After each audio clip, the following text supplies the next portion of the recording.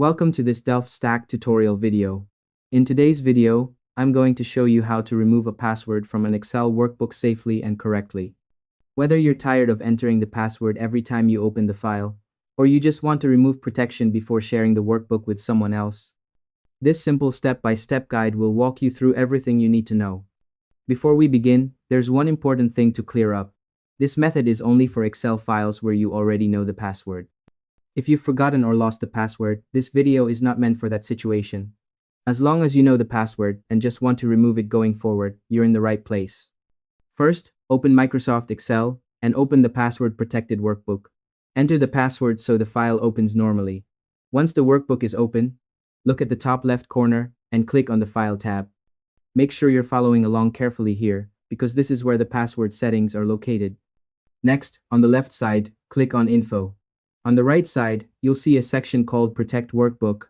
Click on the Protect Workbook button, then select Encrypt with Password. A small window will appear showing the current password field. Now here's the key step.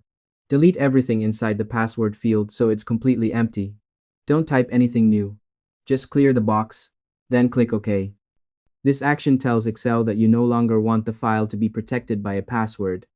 To make the process smoother, here are a few quick tips. Make sure you save the file after removing the password. Double check that the password field is empty before clicking OK. And always keep a backup copy of important files. Doing this beforehand can save time and prevent data loss. Once you've saved the workbook, close Excel and reopen the file. After that, you should be able to open the Excel file without being asked for a password at all. It's also a good idea to reopen the file once just to confirm everything worked correctly. Better safe than sorry. And that's all there is to it. By following these simple steps, you'll be able to remove a password from an Excel workbook without any hassle. Thanks for watching this DelftStack tutorial video.